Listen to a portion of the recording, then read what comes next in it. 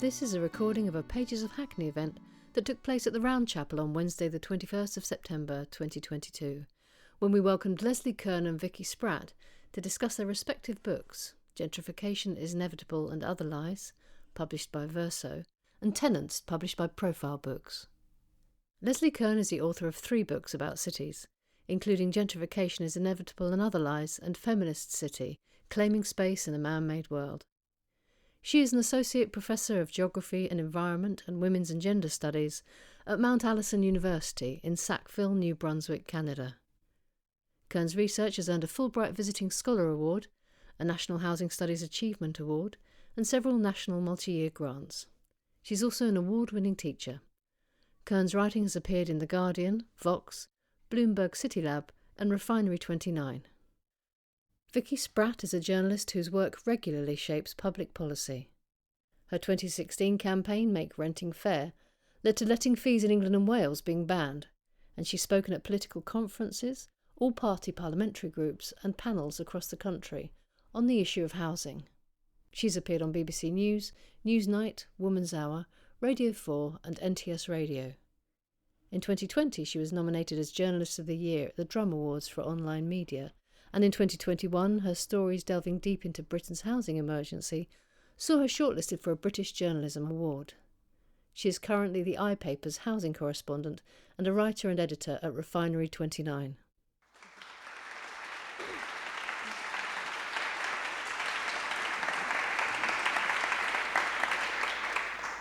Good evening, everyone. I'm Leslie. It's a real pleasure to be here. Thank you so much to Pages of Hackney for hosting us, to my publisher, Verso, for bringing me over here, and for Vicky for joining me for what I think will be such an interesting conversation. So this book has just come out. This will actually be the first time that I'm going to read aloud from it, and I'm sure I will find my first typo as I do so, as would be inevitable, I think. So this is from the beginning of chapter 6, entitled Gentrification is About Physical Displacement. Ruth Glass, who coined the term gentrification back in 1964, Glass was certainly prescient when she predicted the complete social transformation of neighborhoods in her 1964 definition of gentrification. Displacement, she suggested, was at the heart of gentrification. Since then, displacement has remained central, yet confounding, as there are many different definitions, causes, and ways of measuring displacement. What does displacement really look and feel like? What are the everyday experiences that lead to a lost sense of place or belonging? For qualitative researchers like me, people's personal accounts are compelling data. For quantitative analysts, measuring changes in household type and income, housing tenure, and rates of eviction based on census, planning, and other survey data is usually preferred. Whatever approach you take, any study of gentrification must confront displacement in all its forms and reckon with the deep and lasting impacts on people's lives. The standard story of gentrification has tended to focus on one form of displacement, the outmigration of working class and/or racialized residents from gentrifying areas. A picture gets painted of a neighborhood undergoing a total turnover in the class and identity of inhabitants, businesses, and services over a period of time. This story implies that few, if any, original residents remain. Here, gentrification has a distinct before and after. This story compels us to look for quantitative evidence of the physical departure of certain people from the community.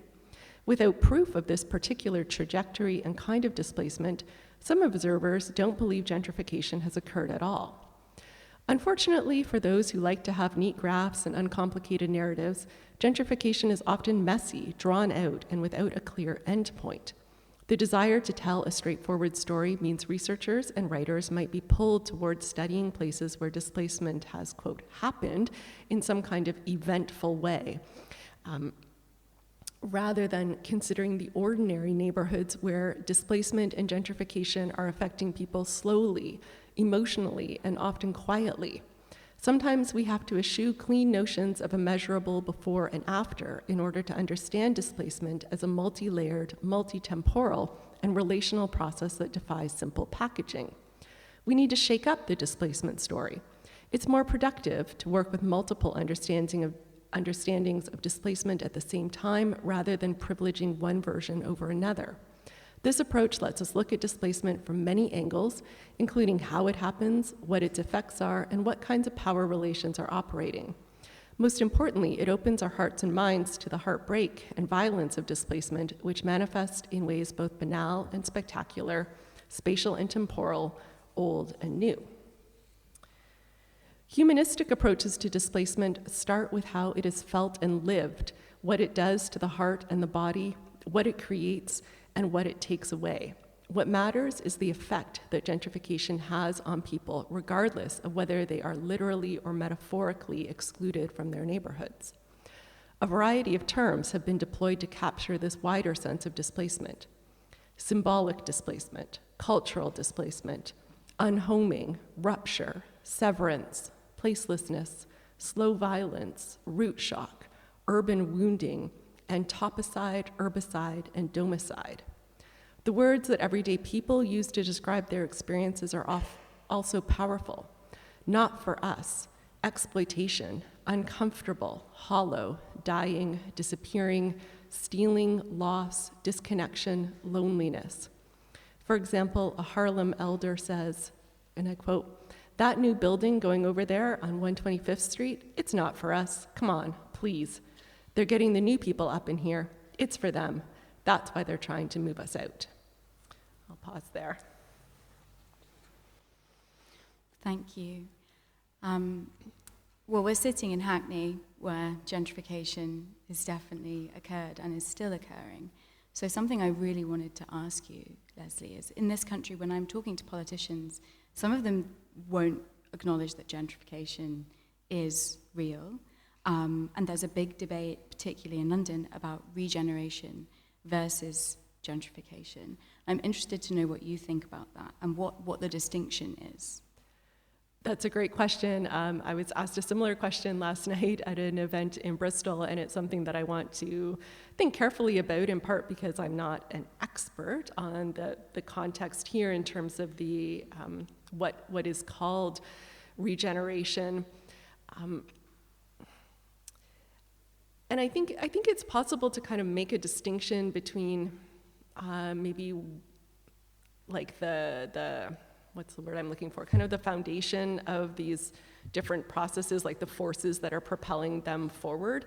But at the end of the day, and people can correct me if I'm mistaken about this, but it seems to me like what's called regeneration here is a process of opening up previously kind of protected places and dwellings to the market, such that these buildings, council estates, and so on that were once kind of outside of the like profit-making housing market can be brought into it, right? And to me, that is a hallmark of gentrification. Gentrification is many things, but at its core, it's about turning property into its most profitable version. And to me, from what I've learned about these regeneration processes, that seems to be a key element of it, right? The bringing in of market housing mixed with social housing that enables these kind of previously like undercapitalized spaces to now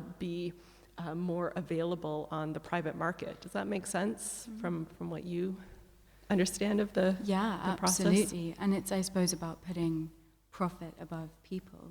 But we do have quite a big problem in Britain. This is not just limited to London. Where I think many of us there are different kinds of gentrification, I suppose. There's the kind of state-led gentrification, which is often branded as regeneration. So a really good example that I'm sure many people in this room are familiar with is Elephant and Castle, which has recently lost many of its cultural landmarks and like communal spaces where people would come together. And I think that is such a huge loss. And housing estates were knocked down, people were relocated, displaced. And that has really hollowed out a community. And it didn't need to happen that way. But I suppose why I'm so interested to talk to you about that example is because it was kind of, in my reporting on it anyway, and when I spoke to officials who were involved, it was framed as though a degree of displacement is inevitable. That's always going to happen. So how do we avoid it? And why is it not inevitable? 'Cause I totally agree. I I think that, choice.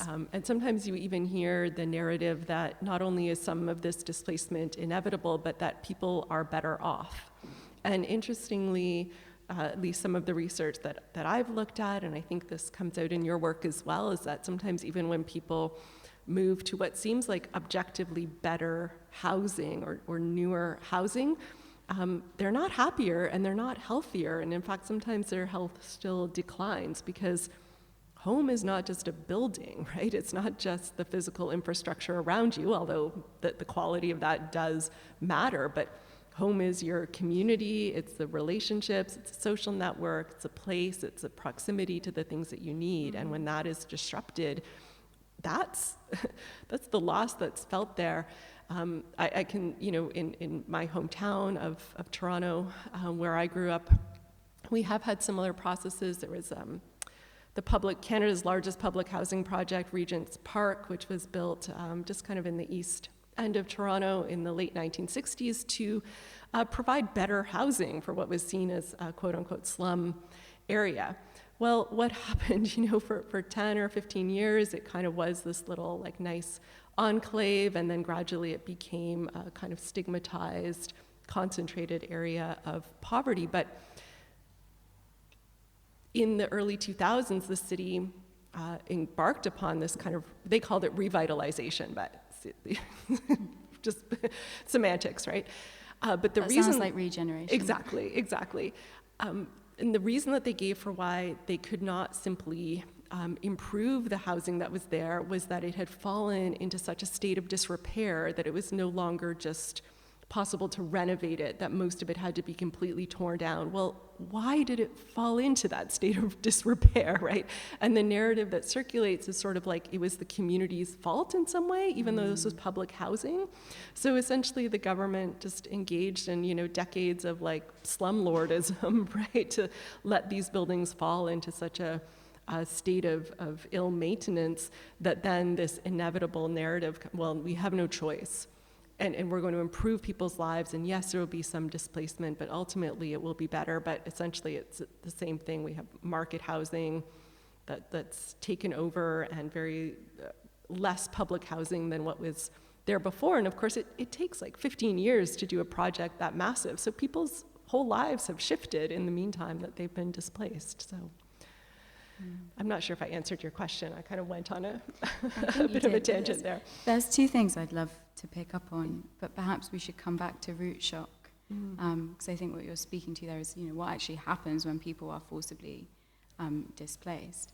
But something you said there was really speaking to an experience I had the other day. So I just came back from France, where I was on holiday, quite an ill-timed holiday, while the news was kicking off here. But I went to visit Le Corbusier's La Cité Radieuse in Marseille, and that was so interesting because it is held up as a brilliant example of urban architecture, of brutalism. And I was chatting to some people who lived there, and they were telling me that it's actually not that great when you're living in it, because the way it's designed, obviously it was intended for poorer communities in Marseille post-war, to move into, so that it could be this example of how urban living could work and could excel. Now it's beautiful, and I love that kind of architecture, so obviously I was nerding out and having a great time being there. But this guy who lived there was saying to me, actually, when they moved people from lower income communities who had lived in older housing with winding streets, where they could literally lean out of their windows and talk to each other, into this tower block, where you are, by the nature of living in a tower block, no matter who designed it, whether it's Le Corbusier or whoever, you cannot lean out of your window easily and talk to your neighbor. You can't as easily pop out into the street and see what's going on. And that actually a lot of the people who it was intended for didn't like living there and moved out and became very unhappy, started to see their mental health decline, because it was not the community hub that they needed it to be. Yeah, absolutely. And even if many of the same neighbors are present in the new building, as you say, the social relations are very much influenced by the spatial setup, right, of communities. As a geographer, as a human geographer, that's kind of central to how we think about space and social relations, is mutually influencing one another. And when you fully disrupt one side of that, it disrupts the other. And you mentioned the concept of root shock, and this comes from the scholar Mindy Fullilove Thompson. And she uses, when you're repotting a plant, right, and you take it out of its smaller pot or its place in the garden, and if you don't take really good care with the roots, right, when you move it, it will kind of wither, right? It won't survive the transplantation.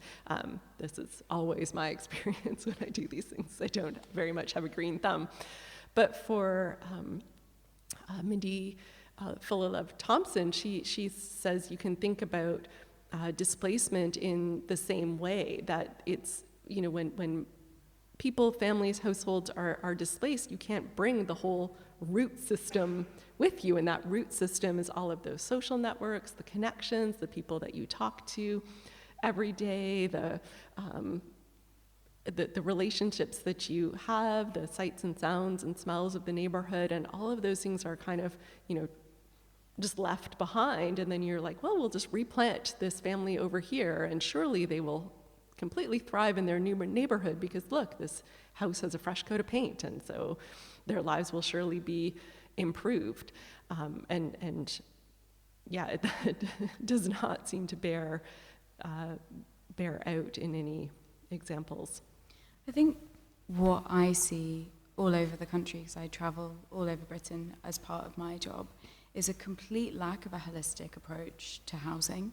And I think root shock really speaks to that. We don't treat people as a whole, so we move them. Okay, well, you've got a house now, but like, where's your support system? I'm working on a story at the moment. There's a really terrible practice in Britain of local councils moving particularly homeless families out of the borough that has a legal duty to house them. So quite often you find women with kids being moved from areas near here to places like Bradford because there is more housing.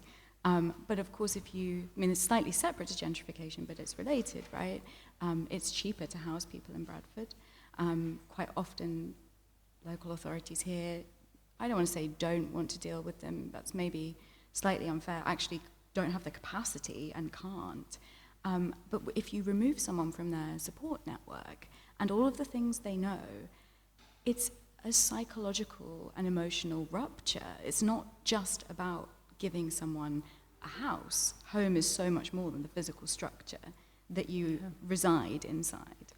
And especially for people who are lower income, marginalized in some other way, if you have a lot of money and resources, you can kind of make up for some of that a little bit because you can more easily tap into the networks that are there or kind of structures of power, and you can use your financial resources to kind of shore yourself up. But if you are more marginalized, like the neighbor that watches your child when you are suddenly called in for a late shift, right? The bus network that actually gets you to work on time, the grocery store on the corner that's willing to extend you a bit of credit until your paycheck comes in. Like for most people, even the middle class and anyone under, we're one small sort of mishap away from like total disaster, right? Like one bad tooth or one trip and fall and a sprained ankle. These things can result in homelessness might only be a few steps away from that, right? So that holistic approach that you're talking about is so important, especially for more marginalized people, because without that, you're just making it inevitable that they will not be able to support themselves or to thrive. Yeah, I think we set people up to fail. Yes. And when you go into a community, I want to talk about how actually there are different kinds of gentrification and we're all complicit in some way. Even my grandparents who, well, we'll get to that, had very little and then have massively benefited from house price increases. It's not just about class, which I think is a point you make in this book really, really well, but maybe we can come back to that. But what you're saying really speaks to someone who I spent a lot of time with for TENANTS, a lady called Kelly. And her story it reads like fiction. Like when I was doing the audiobook of Tenants, I was almost having to check myself, being like, wow, did this really happen? Yes, it did. I was there. And so Kelly was living in Bromley with her family in a privately rented house, not in social housing, and house prices were going up. The landlord wanted more rent, evicted the family. They went to their local council for homelessness support, got housed in Peckham. Now, not that far from Bromley, but far enough to completely change the fortunes of this entire family in the most devastating way. They had to commute to get their kids back to school, didn't know where the local hospital was, didn't know their local doctor, and one of their children, Morgan, was asthmatic. And Morgan had an asthma attack, and Kelly didn't know where the nearest hospital was, and he died on the driveway of the house they were living in Peckham. And what then unfurled for Kelly was the complete sort of dismantling of her life. I mean, she had a complete breakdown. She now lives in Chatham. She obviously lost a child. Her relationship broke down. The impact on all of those children has, I think Morgan was one of 5, has been huge. Now, gentrification didn't directly kill Kelly's son, but it is part of the picture, which speaks to why this idea of root shock, I think, is such a powerful metaphor to help us understand. Because I think with housing and communities, or leveling up, as we call it here, whatever it's going to be called next week, who knows, there's always so much jargon. But actually, like, what are we talking about in terms of the real impact on people? Like, what does displacement actually look like? It looks like not knowing where the hospital is in an emergency. It looks like having a different doctor to the one your kid has had for however many years of their life. Who knows which inhaler they need? Because one of the things they found at the inquest for Morgan's death was that he'd been given the wrong inhaler by a doctor who didn't know him. And so all of those things, we don't think of those as gentrification, but they're related to the pricing out of people. And I suppose what happened to Kelly's family is distinctly different from the sort of state-led regeneration or redevelopment of estates, because that, although it is of course related, I think there's like a Venn diagram where an area becomes more desirable and private rents start going up, landlords realize they can make more money and then evict people, often lower income families, and then local authorities move them out of borough because that's all they've got, because we have a social housing shortage, which is also related to all of this in Britain. And it can have really, really devastating consequences. But like nowhere in the inquest is it going to be housing instability caused this. But it was so clear to me when I was chatting to Kelly that was the central thread. Like, they say that when you move house, it takes about 3 months to get your bearings and to feel settled. Mm-hmm. If you've been forcibly moved, the rupture of an eviction is also not insignificant. If anyone has, more and more people are being evicted in this country, not just low-income families, and particularly right now, rents are going up. And I remember when I was renting, like, I never felt safe or calm.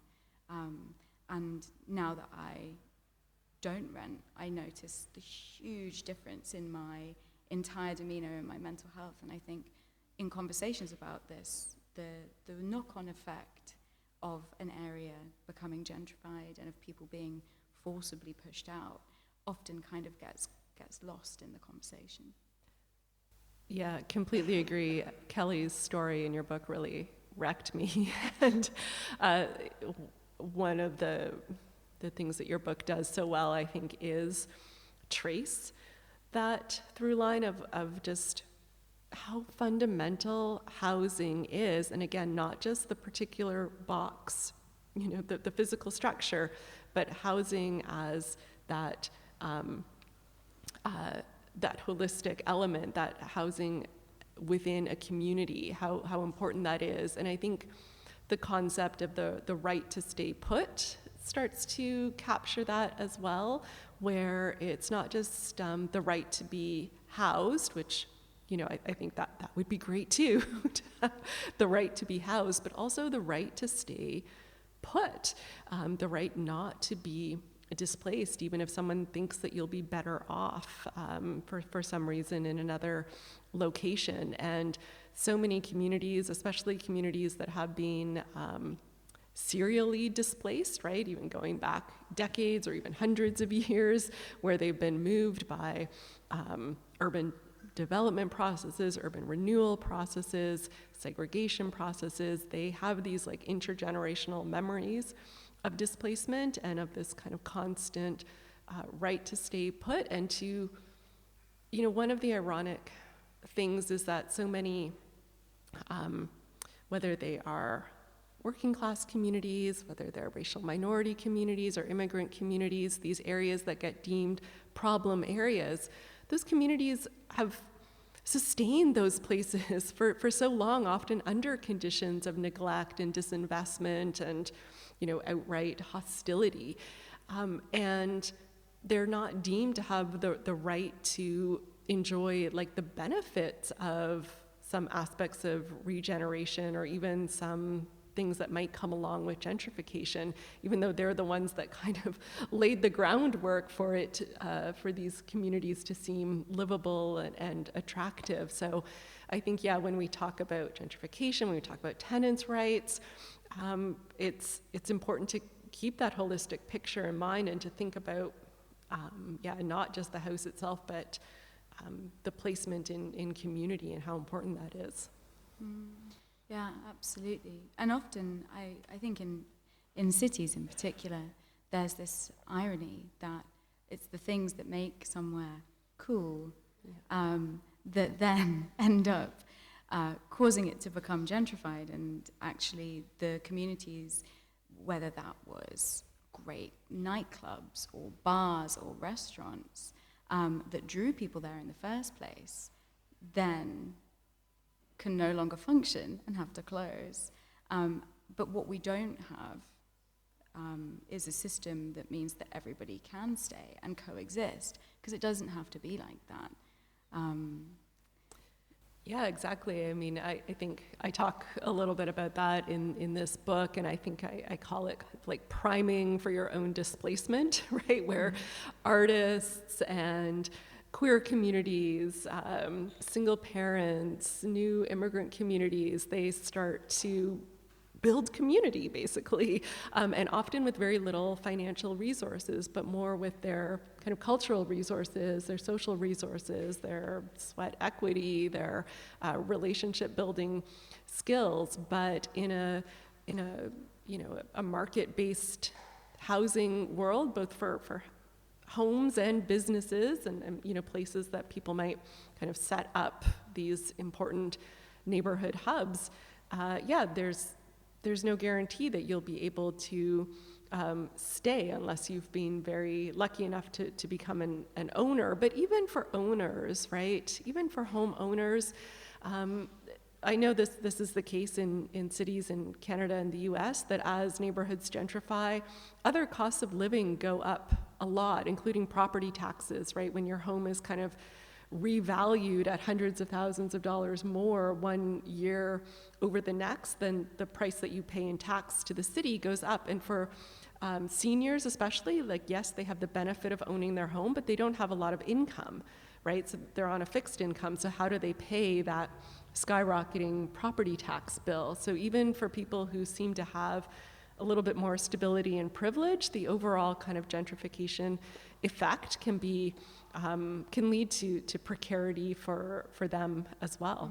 Well, we have council tax. We don't quite have land value taxes, which are often sort of posited as a potential solution. But I think what you just identified there is that they can actually end up hurting those who have the least. And the developers who hoard land and wait for it to go up in value as an area becomes more and more desirable have much deeper pockets. So yes. I think the solutions are so complex, and you have to make sure that they aren't actually also penalizing people who are from an area. But it's interesting, because I do think this idea that you, the kind of person who is the perpetrator of gentrification and the kind of person who's the victim often is talked about as though it's quite clear-cut. I mean, I don't think that your work does this at all, which is why it's so brilliant. It's so nuanced. But in the discourse in Britain, I often notice that it seems to be sort of quite like caricatures of like evil landlords and then lower income people being victims. But I don't think it's that straightforward. So like my own family were very, very low income they actually were from Hackney and gradually moved out. When I eventually moved back here, my nan was like, why would you move there? Like we had to like get out of there. But in the end, made quite a lot of money from, my great uncle, not my nan, from some property that he owned here. But he was from here, low income. He repaired sewing machines and now lives in Wales. But I think it's not so neat as we want to make it out to be. And then there's other phenomena that I think also aren't really being discussed. So younger people are being priced out of London, moving to places like Margate. They have to go somewhere, can't afford to stay in London. Yeah. Margate's great. Why wouldn't you want to move to Margate? But of course, for people who have lived in Margate for decades, now house prices are being pumped up, rents are going up too, and then that is a kind of knock-on gentrification from what's going on in London. I mean, Bristol, where you were yesterday, same thing's happening in Bristol. And so I think it's not as straightforward as it maybe at first appears to be. And I oscillate between thinking, well, we're all complicit, and then thinking, well, maybe we're all kind of at the mercy of this housing market, which is totally unregulated. And at this point in time, I mean, even if you earn an above average salary in the UK, you're gonna struggle, not just with rents, which are the highest they have ever been, but also with buying a house, because house prices since the pandemic have month on month, like it's my job to report on what the house price inflation stats are. And every month for the last 2 years, I've spoken to experts who have been like, yeah, something's gonna have to give. And then the next month, the index is published and they say, okay, yeah, higher than they've ever been. And it keeps happening. But the knock-on effect for communities is so real, because actually for young families, that puts owning property further and further out of reach. And then for landlords who own property in an area that maybe is becoming more desirable, and with the pandemic, what we've seen is actually areas that aren't urban. So in Bristol, Weston-super-Mare, by the sea nearby, has property prices there have gone through the roof, because people in Bristol were going through lockdown thinking, yeah, I'd quite like to be by the sea. And I don't begrudge anyone wanting to make a move like that. The same way I don't begrudge anyone wanting to move to Margate. Like at some point in time, I'm going to have to make a difficult decision about what to do, because my money will only go so far. And the place I've lived for 10 years is going to be unaffordable. But I'm not sure what we do about that, because it is so messy. Yeah, you make such a good point that, I think we can point to some of the ways that we're complicit, and even some specific actions and choices that people make that are, maybe, actively furthering gentrification. But I think the vast majority of people, as you say, are kind of caught up in this system and experience, their own form of displacement. May not be as kind of harsh as an eviction, but if you find that you simply can't afford the rent or other aspects of cost of living, then what are you going to do, right? You have to live somewhere. And so then that does have, as you say, these knock-on effects. That's happened in Canada as well. Even I live in a very small town, 7,000 people in rural New Brunswick, Canada. It's a little university town, but during the pandemic, as people were leaving some of the bigger cities, and of course provinces like Ontario and British Columbia, which have astronomical housing prices, they were moving east to, honestly, nobody ever moves to my province. They call it the drive-through province, because you drive through it to get to Nova Scotia, which people have actually heard of. But people were moving, and the house prices suddenly started skyrocketing. And one of the immediate effects of this is that students can't find a place to live. I know that's a problem here in many cities as well, but it's happening all over Canada, where as September, the start of our university academic year was approaching, universities were emailing students saying, if you don't have a place to live, you should defer and come in a different year. They're emailing alumni saying, do you have a spare room that you could put a student up in, right? So that's just one example. There are other people affected as well, but it was kind of a very visible moment because it's all at a particular time of the year. And so, yeah, like whose fault is that? And I think that's one of the challenges, is that sometimes it's easier to like point at the hipster or the caricatured gentrifier than it is to figure out like, okay, well, what policy exactly is it that caused this, or which transnational investment firm do I point the finger at, or which billionaire is the root of this problem? Like, and I think in some ways it's like, that's deliberately obfuscated, right? It's not that easy to trace how these things function or who's behind them. It's like, it's veiled from us, and that makes it all the harder to contest. I think it is deliberate. It's much easier to have people fighting amongst themselves than it is to have everybody looking to lawmakers and saying, why are you not doing anything about this? Why are you not regulating the housing market? Why are you not building social housing so that we can continue to have mixed communities?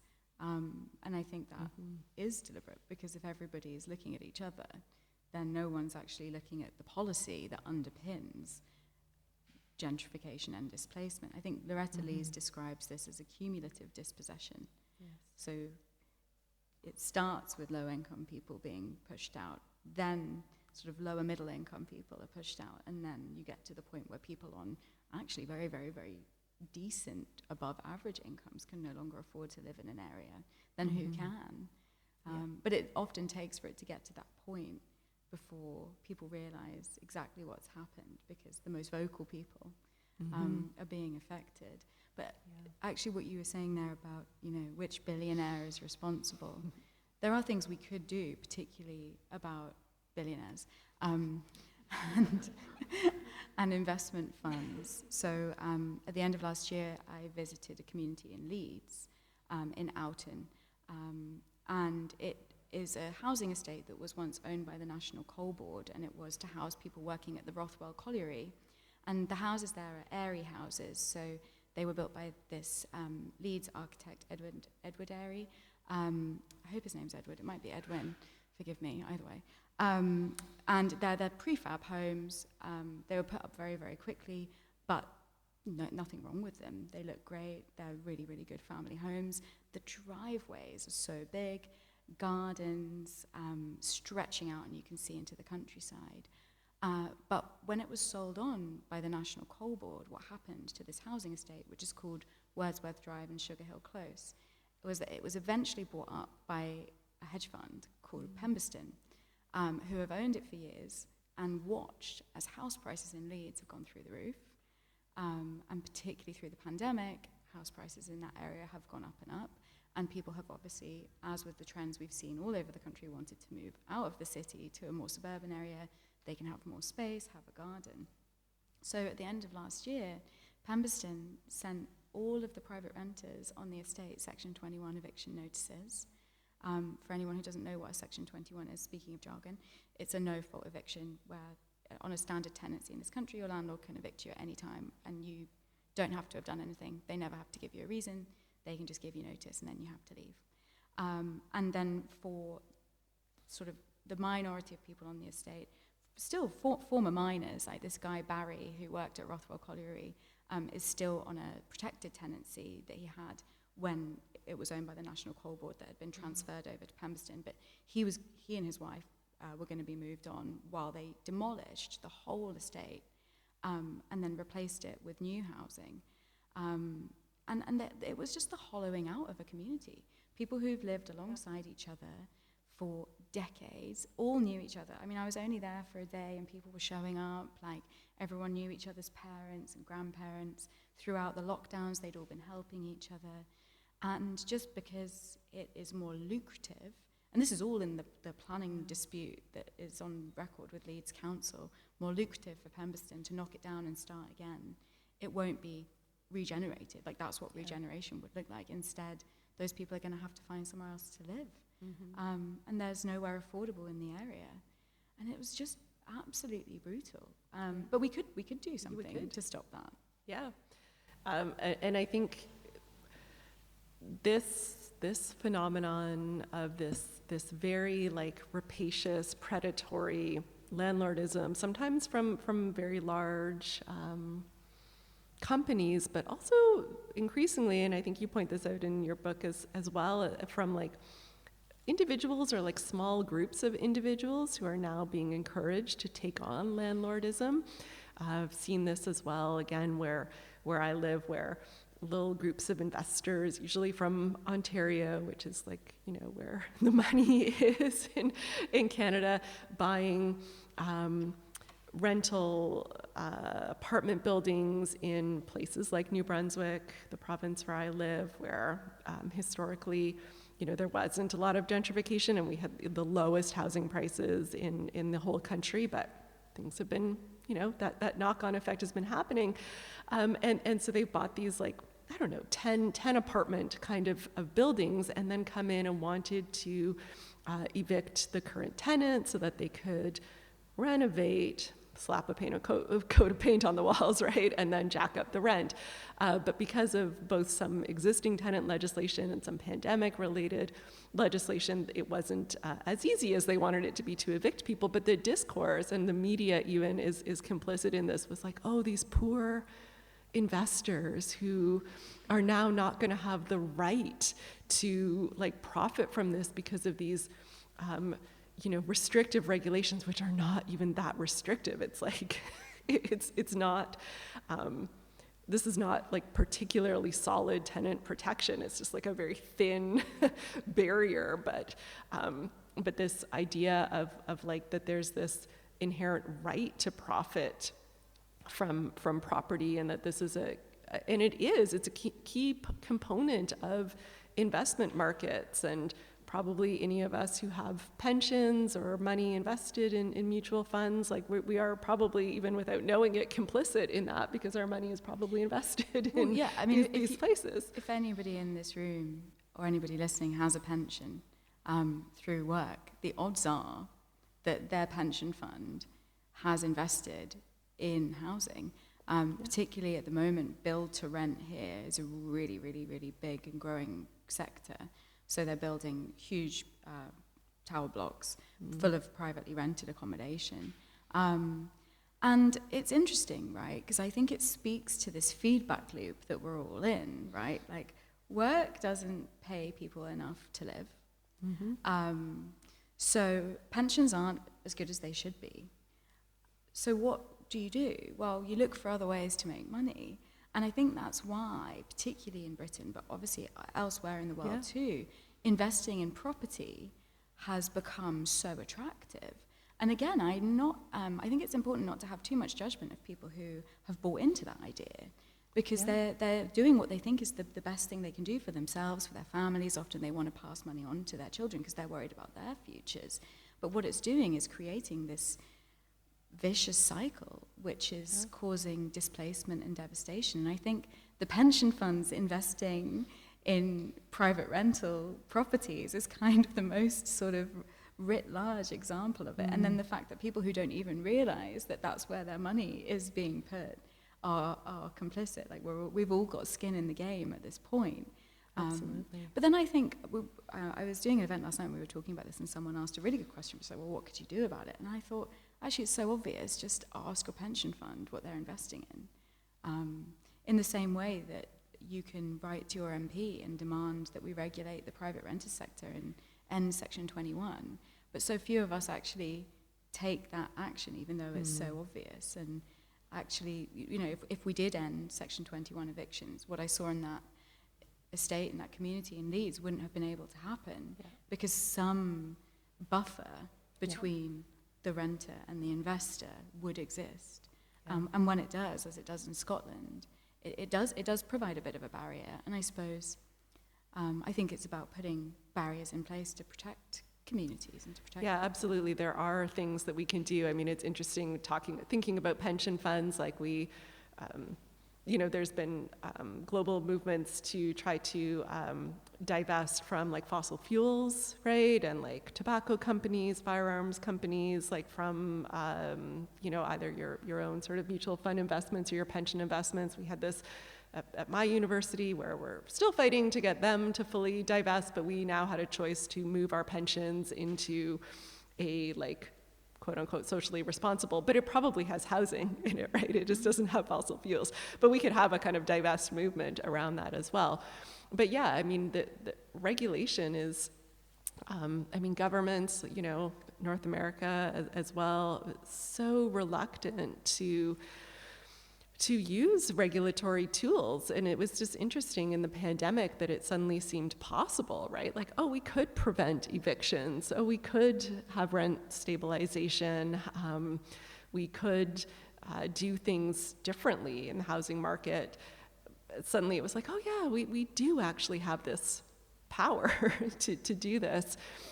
But in many places, those things are kind of expiring or falling by the wayside, but they do make a difference. And in most places over several decades, the protections that people had as renters have been chipped away and chipped away and chipped away, such that people don't even know what protections they do have in the first place, and they don't tend to imagine that they have much at all. And so one of the things that is interesting that you see sometimes when there's effective resistance is when tenants speak to each other, right, and can actually collectivize, because again, I mean, that the way that the property market and the rental market works, it pits people against each other, right? It kind of almost pits you against your neighbor, and you're in competition for the scarce resource of housing. But actually, if people could,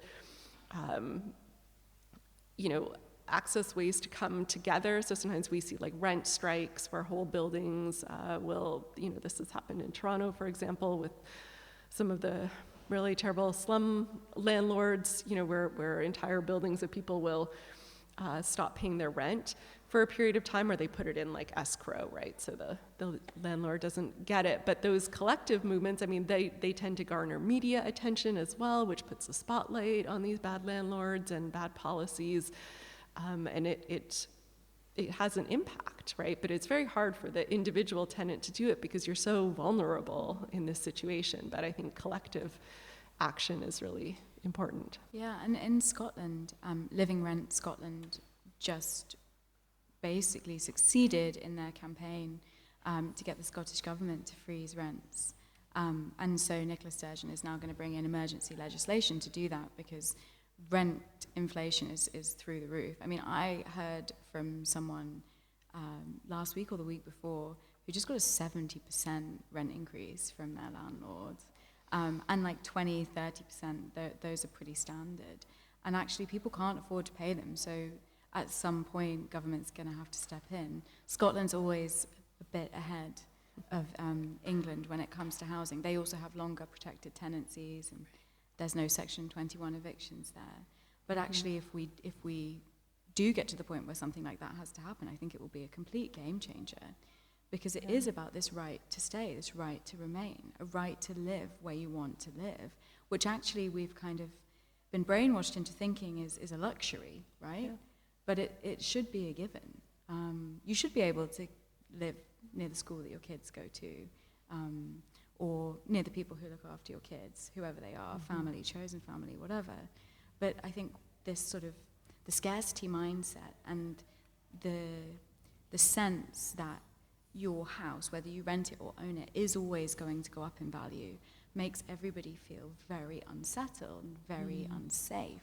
And I think what that does to all of us is create a sense of competition.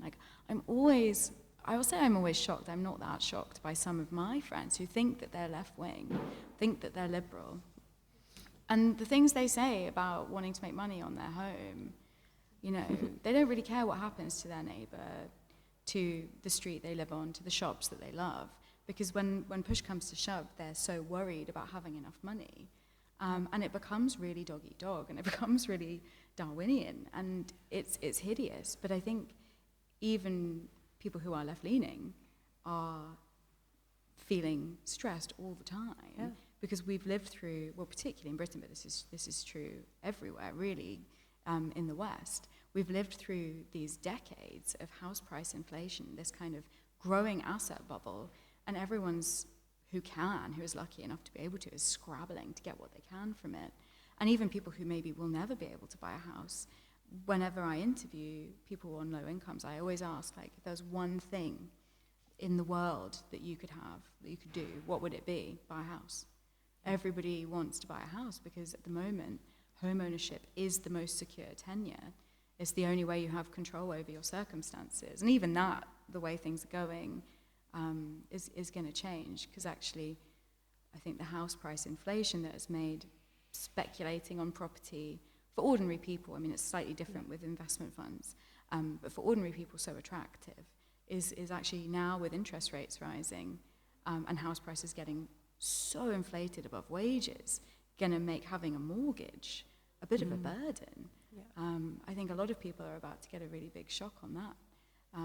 But I can completely understand how this obsession with making money from property, regardless of the consequences, has been born. Yeah, it's ideological and it's structural. I mean, speaking again from the Canadian context, I mean, we know the idea of the American dream. It's the same in Canada. I mean, rates of home ownership are even higher in Canada than they are in the U.S. We're very much an ownership society, and there is an expectation that, you know, there's an ideological, like, as you say, kind of brainwashing into it as a norm, as almost like a developmental stage of life that you go through, and that if you're still a renter past your 20s, then, you know, you're a failure, basically. So there's that aspect, but it's also structural in that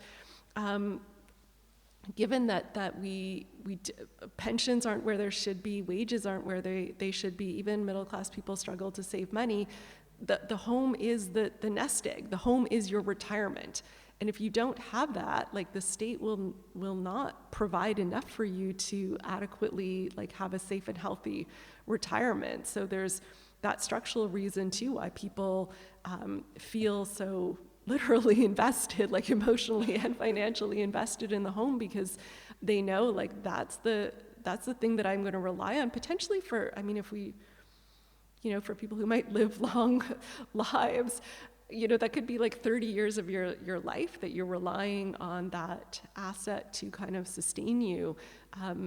And again, if we had a different kind of pension system, social security system, that would be part of shifting that culture.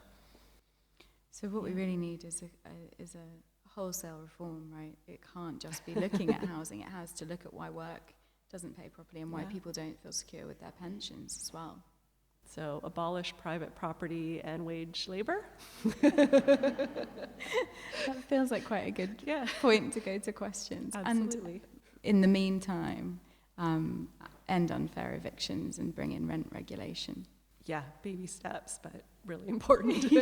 Like literally the least they could do. The most urgent thing that needs to happen. Yeah. And maybe, I don't know, hopefully will. There is a white paper on reforming renting kicking about in Westminster. Whether it becomes legislation in the next couple of years, I'm not sure. It's been promised so many times. But I think if anything good comes out of the rising cost of essentials, and then really nothing good can, it might just be that becomes an emergency response in the way that we paused evictions during the pandemic, or at least that's my gut feeling, because I think something's going to have to give. I think evictions here are up 39% in the last 3 months. Yeah. Evictions with bailiffs.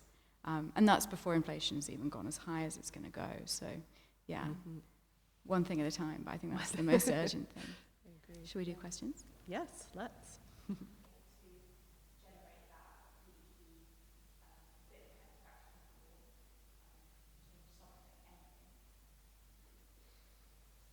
It's a great question. So the question is about, yes, it's so important to have collective action, but we are in such a neoliberal, individualistic context that it can be hard for people to come together, to feel solidarity across the range of differences that we, have. Sorry if I'm putting words in your mouth, but as you said, solidarity deficit. So what will it take to create that movement? I mean,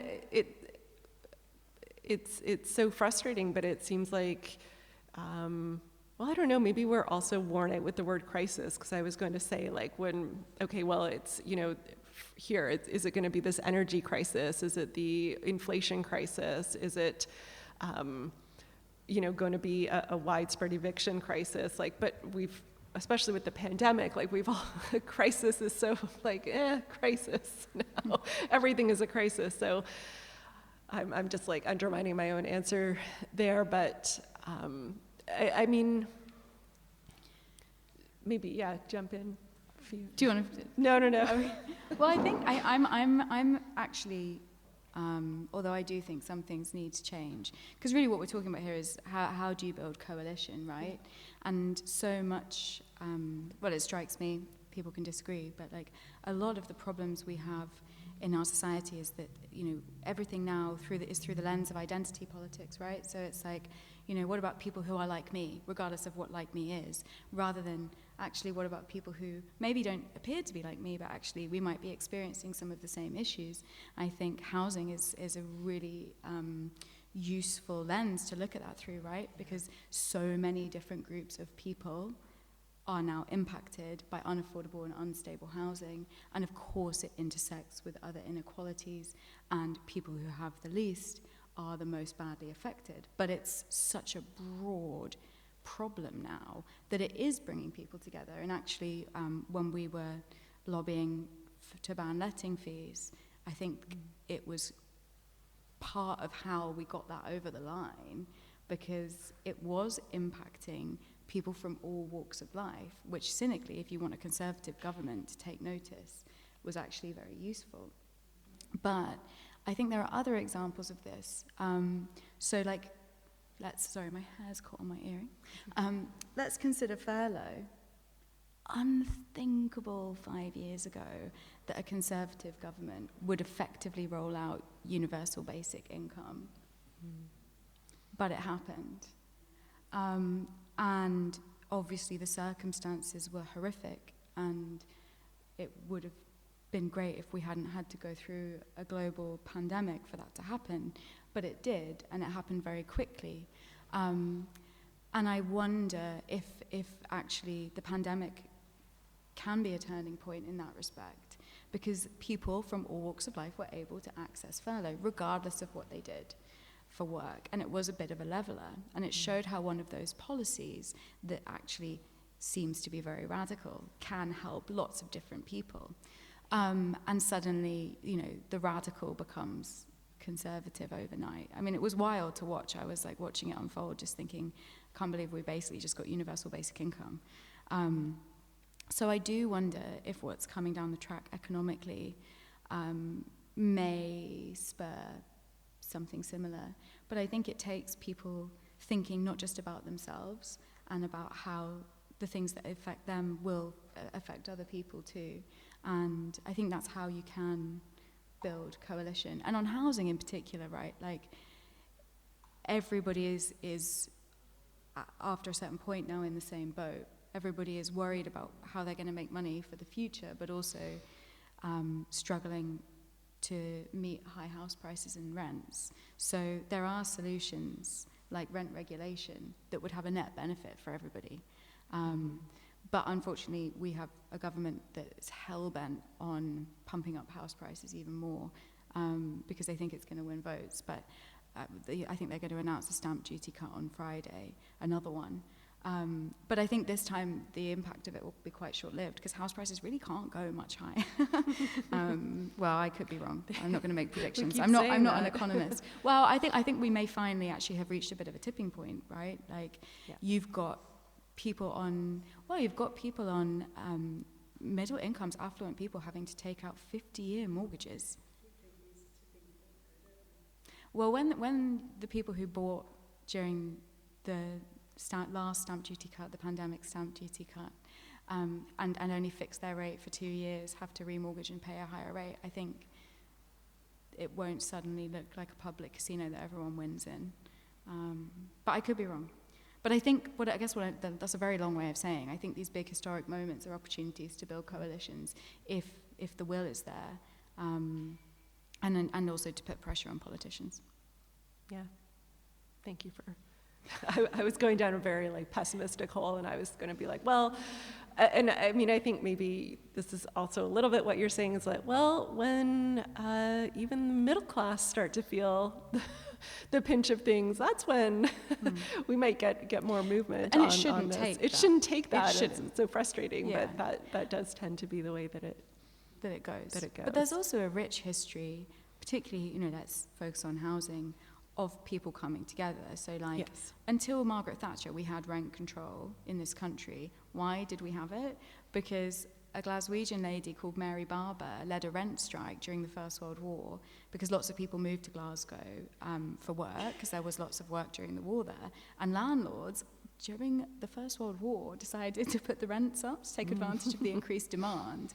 And like evict people who couldn't pay, and they resisted evictions, and in the end we ended up with the Rents Act, which was in place until Margaret Thatcher deregulated the private rental market in the 1980s. So it can happen, but it does require people coming together.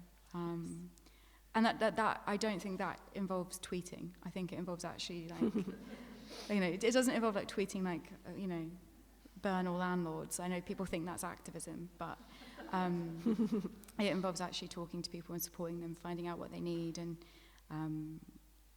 resisting evictions or lobbying politicians. And there are community groups that are doing that. But I think what Living Rent have done in Scotland, and eventually they've got this rent freeze, is a really good example of coalition building and how targeted activism and campaigning can work. Yeah, so the question is around the comment or the idea that we should have the right to live where we want to live.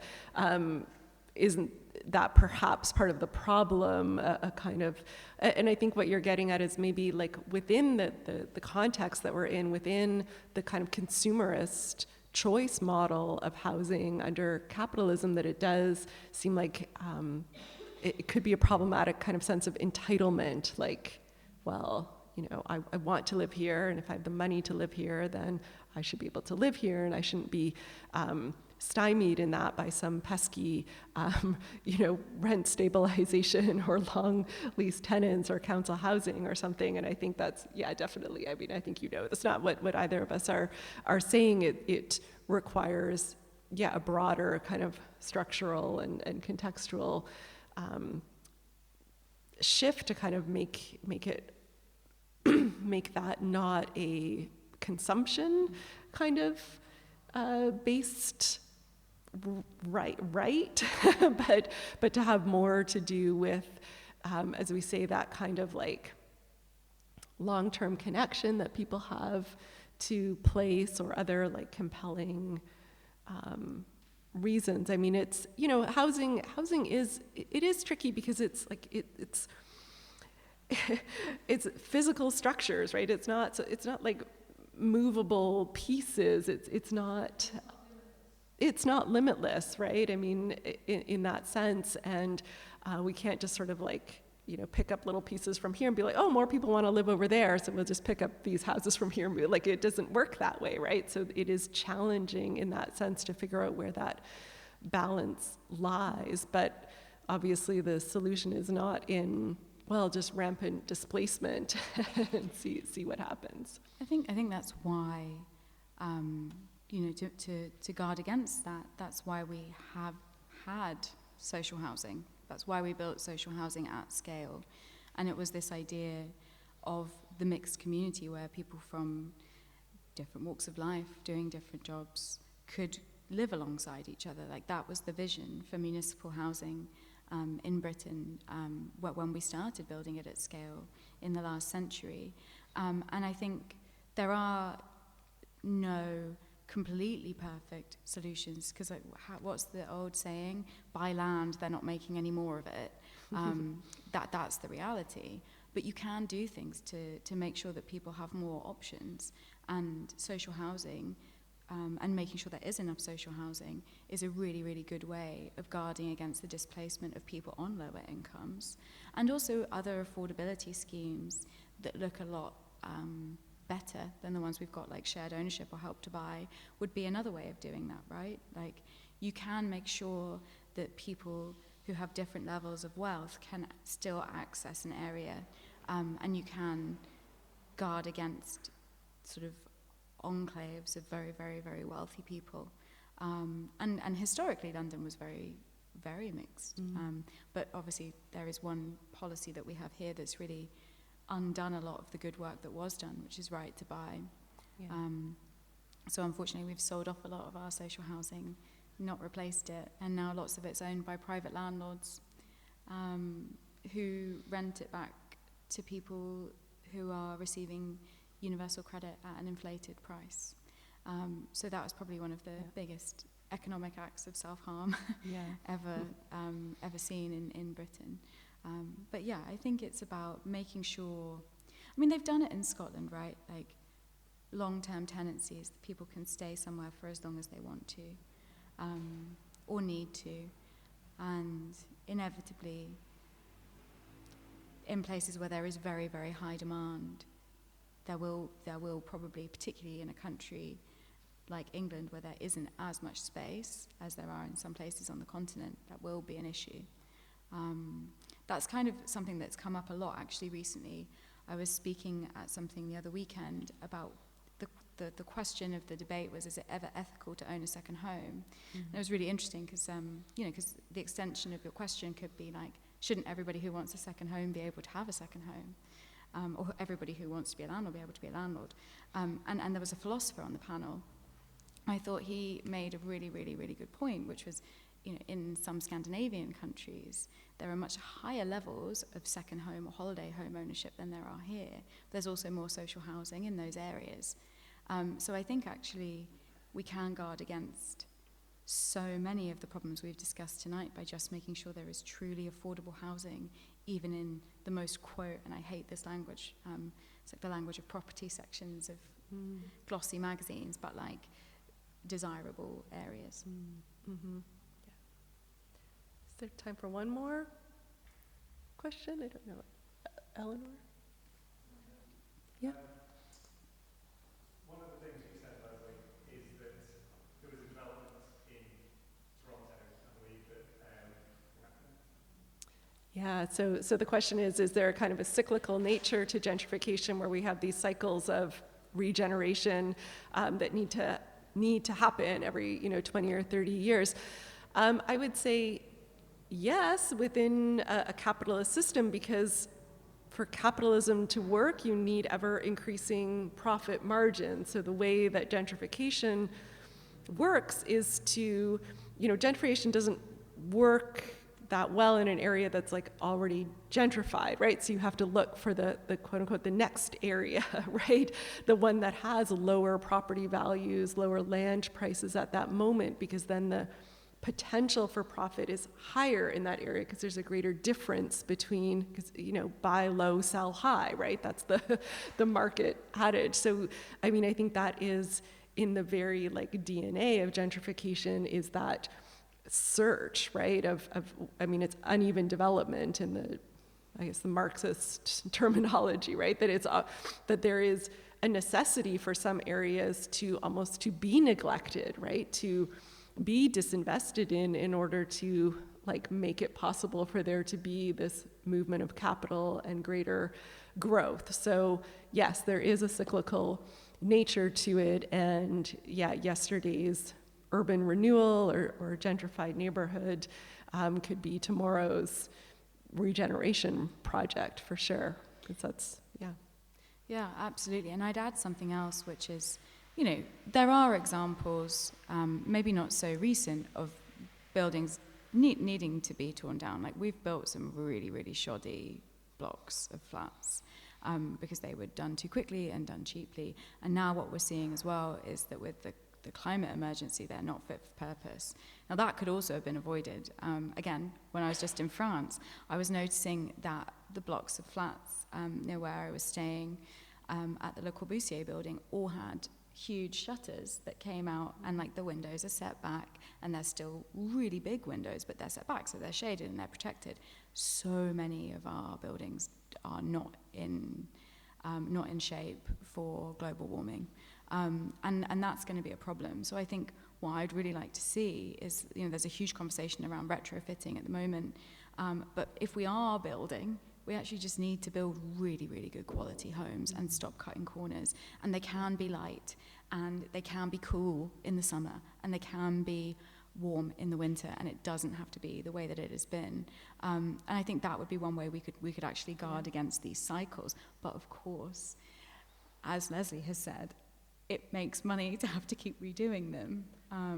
More money up front to make them decent than potentially waiting for an area to get better and then knocking them down. And like this isn't just true with social housing.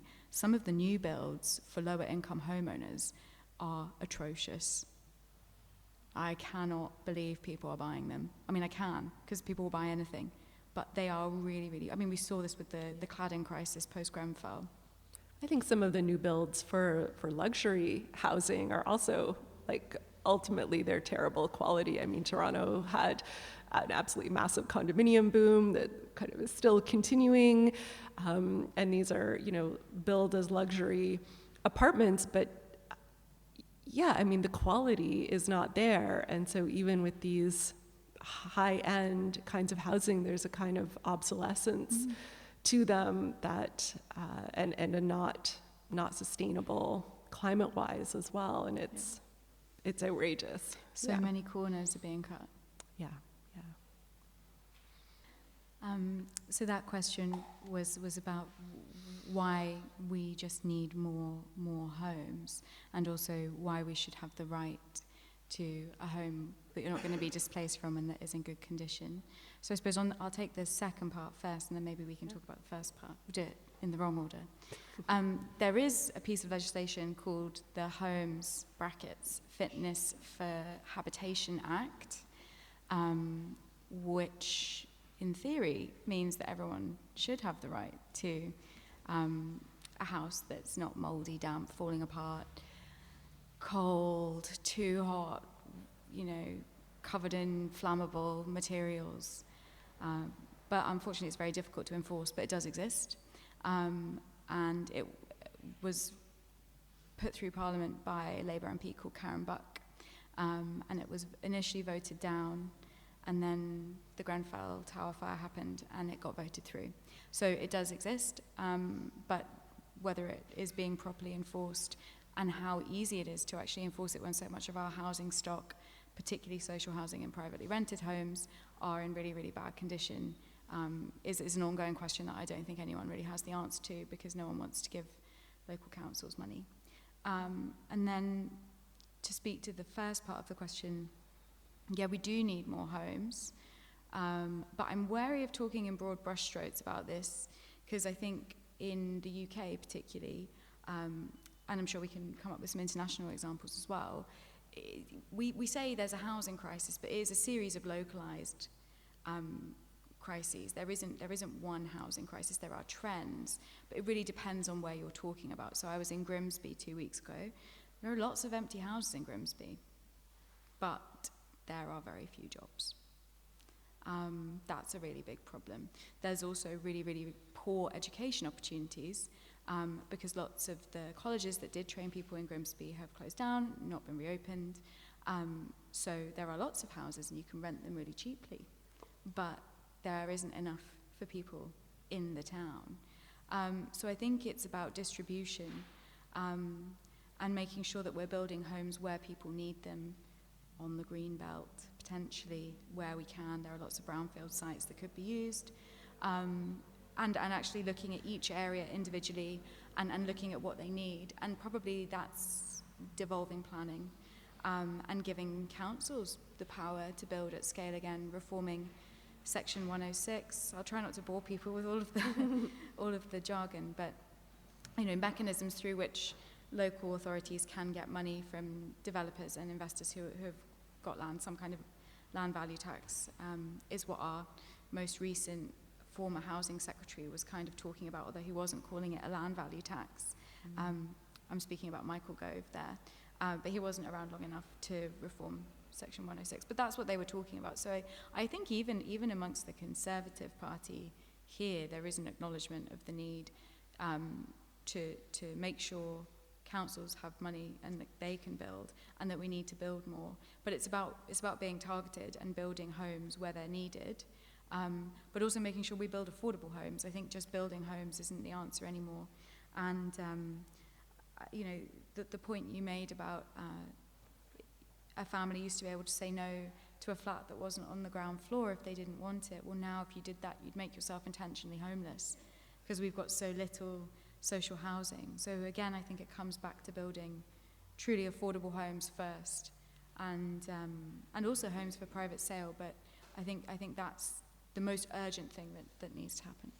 Yeah, and I'll just very briefly say, as I've been thinking about this supply question, knowing that it would come up in general, is just that we also have to keep in mind that there is a certain amount of like incentive for some new development, that at a certain point, if supply becomes so excessive, then the profit potential for those developers and landlords goes down. So there actually isn't, it doesn't make economic sense for those who control that property to build in the numbers that we need. So structurally, there isn't, like, it doesn't quite work in the system. So I think when we think about this supply question, we also have to recognize, like, there's a built-in disincentive for that to happen. But I think we should wrap up, because we only have this space for a little while more, and if folks want to mingle and chat and buy books, but thank you all for your conversation tonight.